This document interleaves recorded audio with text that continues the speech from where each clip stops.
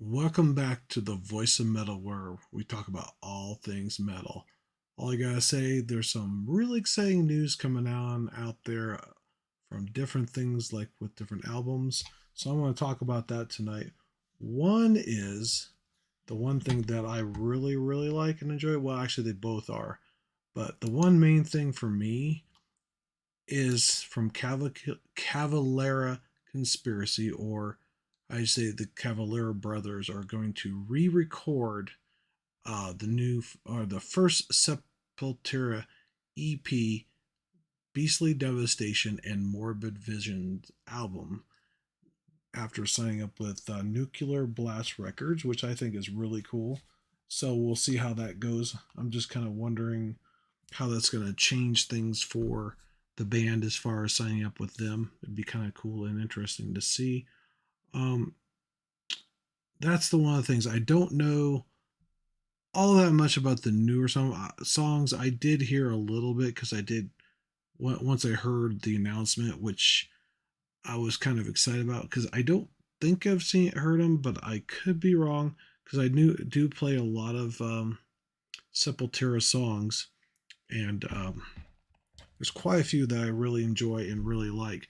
So it'd be kind of interesting to hear this. So I might have to re-listen to, basically listen to it, so that way I can kind of maybe critique it later on. But actually, I might do a playlist for the old album originally, and then hopefully once they release the new one, or I should the re-recording of the old album, I think that'd be really cool because Max seems to be pretty excited about it. Plus, also, as well as a new single and album, they are also going to be doing a new tour to accompany that, like they did with Above the Rise, which actually I was in and actually got their shirt right here. That's funny. I made a comment.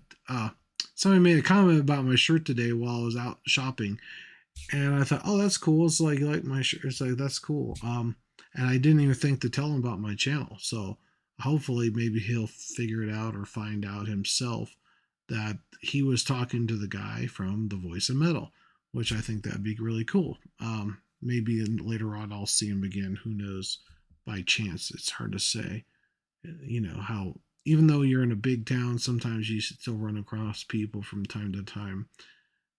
It's not as big as you think sometimes, and you think that you are not going to see the same person again. Well, guess what? It can happen. Trust me, I should know. Speaking of one person in particular, there's somebody that I saw on an ad almost 17, 18 years ago. No, not 17, 18, probably about 16 years. I ain't going to mention any names, but let's put it this way, folks. The person that I actually saw on this commercial got me interested in getting to want to know them. And I never, I called for 2 or 3 years to find out the way of giving this person my number to maybe spend some time together. Who knows? But anyway, later on, years later, I did get to see them, and it was really exciting because I never thought I would ever see this person, and I got to meet him face to face. So it's really cool. But I'm not getting into all that. That's kind of not about what I'm talking about anyway.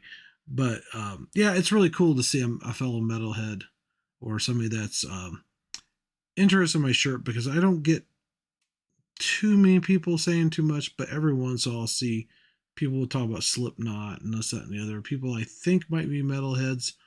They probably are, but they're not into the heavy metal. They're more like into Slipknot, Mudvayne, and some other bands that are more well known, probably from the 80s. The Cavalier Brothers and Sepultura, they're known very well, but they're not known to a vast majority of people out there. And I'm hoping that my broadcast with the actual artists on my channel will help change that.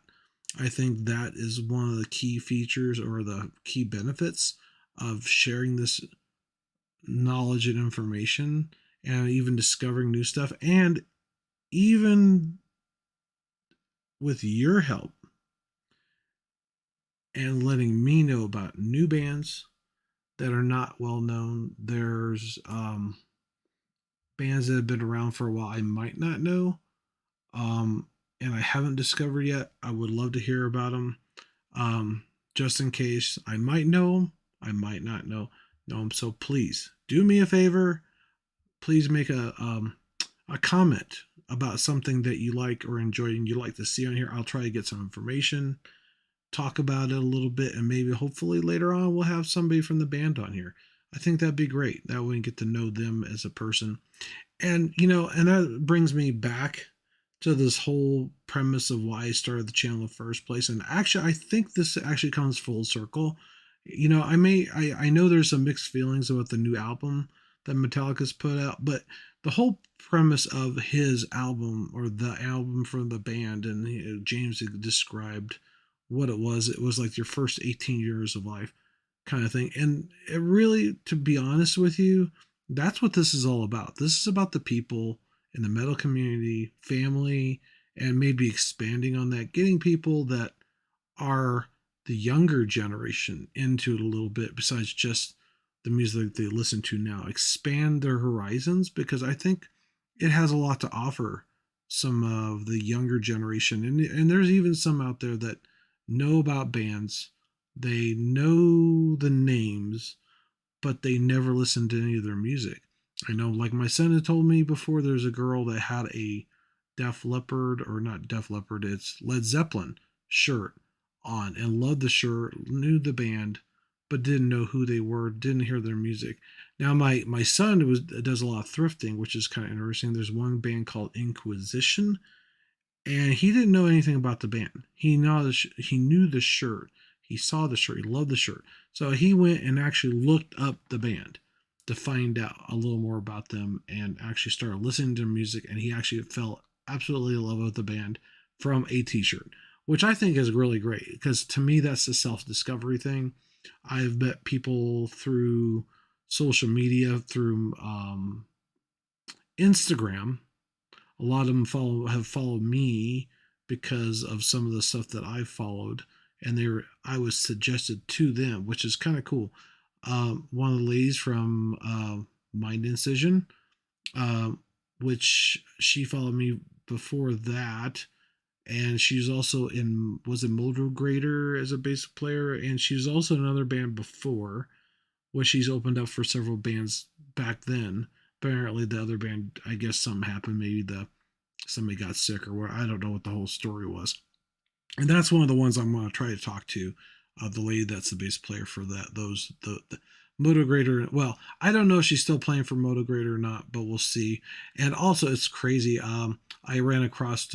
I was out getting some paint, and one of the gentlemen there that works there actually has his own band, and he actually told me he opened for Max and Igor Cavalera, or at least Max. I think it was Soulfly. Actually, he's what he opened for up in Denver. So I thought that was kind of cool. He doesn't have a full album out yet, which I'm hoping he does, because I think that would be very beneficial. I know he's very particular. It sounded like he's very determined to make it a just perfect, right? And I was talking about it, and also talking about the channel myself. And I said, well, that'd be kind of cool to get you on here to talk about your music, the album, or I should say some of the songs. But he hasn't got it all out there. But he has a Facebook group, which is the Ocean Effect, I believe.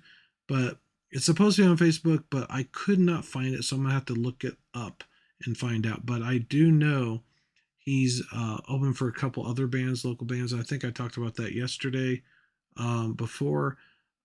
And I think that's really exciting. It's really cool. The other news that I'd like to talk about, which is really awesome, is the new Mudvayne album that might be possibly coming out fairly soon. I know Chad's been working on it a little bit, along with getting a new tattoo. It looks like he's got his skulls on his neck from what he had from the Mudvayne concert, which is really cool. I like that a lot. And then he has the eye from I'm trying to think which album it is. Undeniable, I think is what it is.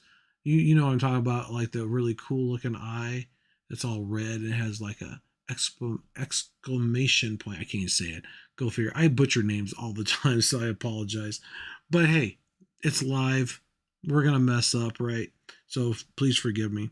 And while I'm talking about it and on the discussion, I'm hoping that you will like and subscribe or headbang and subscribe to the channel, because that would help me out, help grow the channel, along with hopefully growing the minds of the young and the old when it comes to metal music. And also, it's rather interesting. Speaking of old, actually, I got to see some rather interesting reaction videos from different bands like Slipknot. And there are some people that were, it's funny, some of the reaction of the older generation. Actually, the one lady was really getting into some of the stuff, and the other guy actually knew who it was. So I thought that was kind of cool. I like that. And then there's some younger generation, they were talking about Iron Maiden and all this other stuff. So I think that's pretty cool. Because it's interesting to hear people's reactions that's never heard the music. And actually, the one girl, she was so, wow, this is so amazing. Iron Maiden, you know? And you think about it, it's like, wow. Even my son is the same way. He's likes rap, but he also has the influence of the metal that I used to listen to when he was growing up. He even knew Corey Taylor just from his singing voice, because we were listening to Stone Sour playing on the radio, right? And the first words out of his mouth was Slipknot. I go, wait a minute, this is not a Slipknot song, but he knew. He was like four, maybe five, I think, at the time, and it was amazing because he could hear Corey's voice in that song, even though it wasn't a Slipknot song. He knew the actual singer. He didn't know his name, but it's rather fascinating, don't you think, that a kid his age, that age, that would recognize that voice. And he's gone beyond that. He's gone with Led Zeppelin and Chuck Berry and all these others. Oh, that the Inquisition. I forgot who else does he listen to, because he's got so many different things. He even listens to punk, Green Day, and all these other bands that. And then I also shared with him some bands like Obituary, which are really good bands, and it sounds really cool. And I think he's inviting his girlfriend because I guess her father is into metal too, which I think that's great that my son found somebody that actually might have some same musical interests as she does and her father, which I think is awesome, because it's a family thing. The other thing is, when I was at this concert and some other concerts before that, there's a couple gentlemen that were actually in the audience that recognized me from the other concerts before.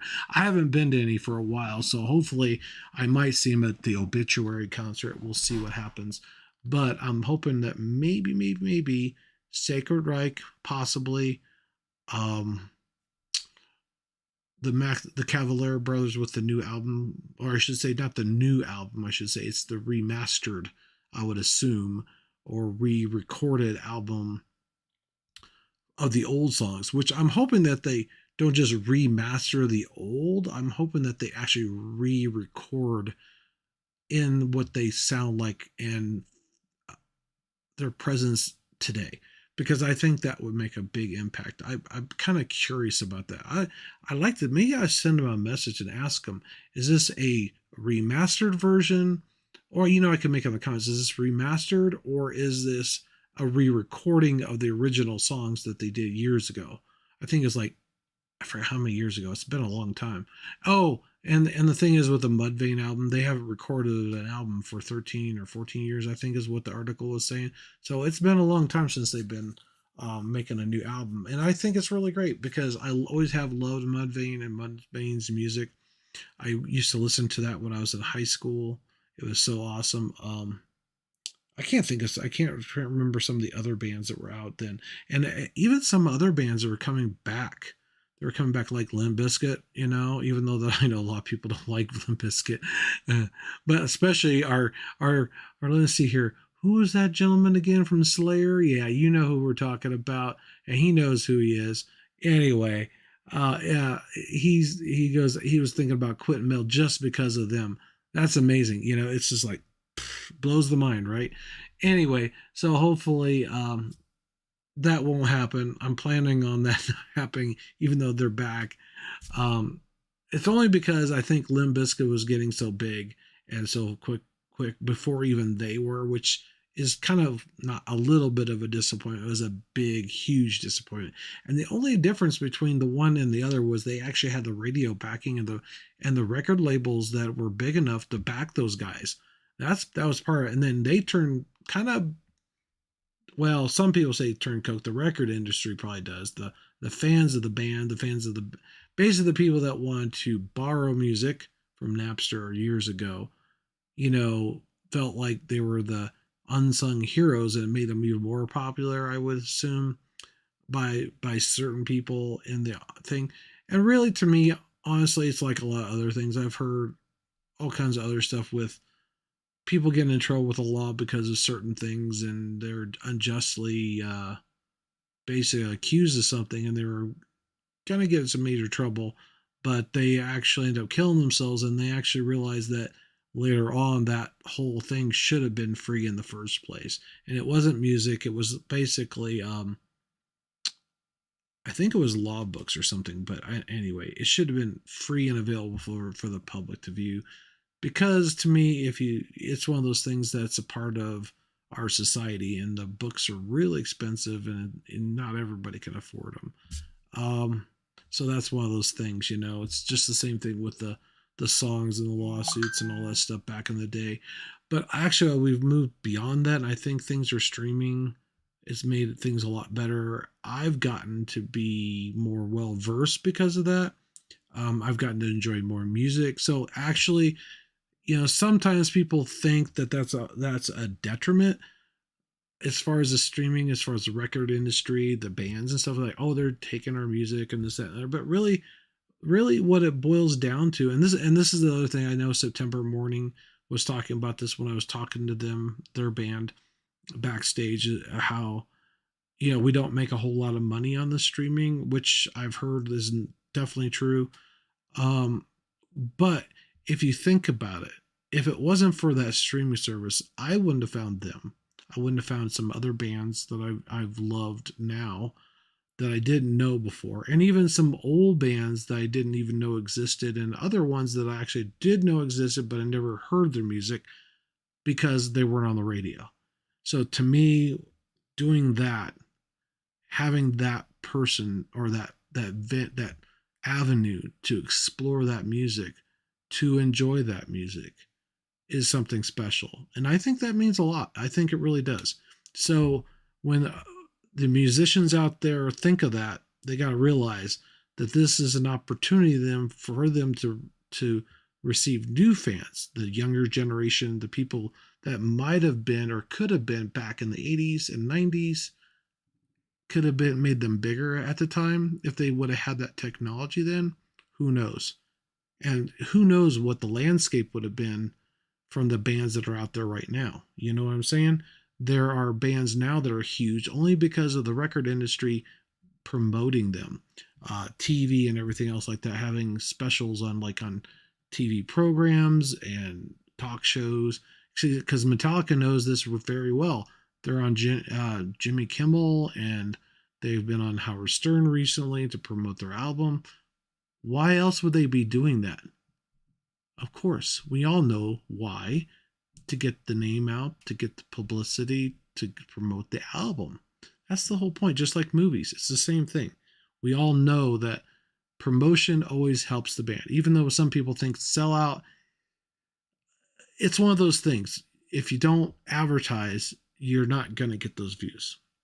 But there's also like the I say refined vision for the general audience, that people might be a little touchy feely about music, which they go, oh, that's so awful. But it's not. I think it depends on how you look at it. I think there's a lot, if people really listen to the lyrics of some of the songs that seem like they're really bad, or they sound really heavy, that they're scared of, or whatever, like with the Masks of Slipknot, or whatever it may be, if they really looked deep inside and found the message, the song, the emotion and the feelings that these people and the bands have put into it. And that's what this, like I said, that's what I want to do. I want to know the band members. So it makes them more human and opens that venue for those people to explore new types of music, especially metal music. It's like Cliff Burton always said, guys from Metallica, listen to the classics. And I'm sure he would say that to everybody else out there in the metal industry, all the fans of the metal music that he loved, and also other people out there that are in the metal industry too. So if you ever get a chance, listen to some Mozart, right? Listen to some of the classics. Me, actually, I've listened to Sarah Brightman. She does a lot of remakes or covers of different popular songs, and got a very wonderful voice. And to me, sometimes, even though I usually love metal, if something sounds good, if it has a certain energy to it, I definitely like to listen to it, even if it may not be what I usually listen to. Oh, speaking of which, Blackbriar. She has a wonderful voice and a very good album, and it's kind of like I think it's a goth metal. I know that there's somebody mentioned Mastodon to me just recently because they were talk. I was talking about Tool and how I knew. I remember them when I was growing up in college, and I said these guys are going to be huge because they're. I was right.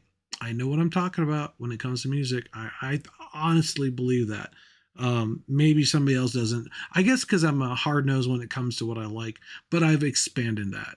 I'm starting to listen because there's a lot of times I see all these records in a record store, and I didn't know who they were. I didn't know nothing about, but the covers I wasn't sure if they were really good or not because they didn't have the greatest artwork on it. I thought at the time, but now I kind of appreciate some of the old stuff. But I wouldn't have picked it up just to pick it up unless I knew who they were or at least heard one song. But I think the only one I know for certain that I actually did buy because of somebody else telling me, and that's what this is all about, telling somebody about music. Listen to these bands. I try to tell everybody about new bands that are out there, local bands, whatever bands that even if I'm not really, wow, excited about them, it's about spreading that information to people so they can enjoy it yourself. Because without that, they won't ever know they even existed. And I think that's important. Explore.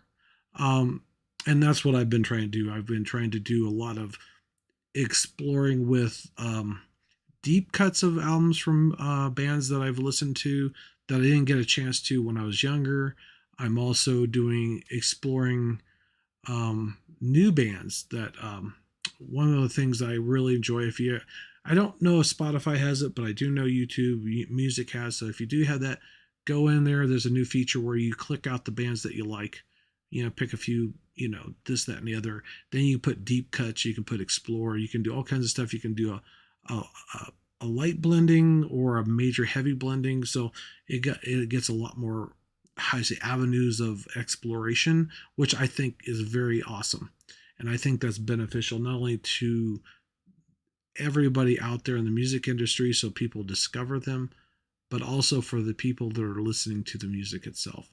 And I think that speaks volumes. And I think James would probably agree with me on that, and several other musicians that are out there, Chad and Max and all the other ones, because they all discovered music in certain ways even before they had the streaming services out there.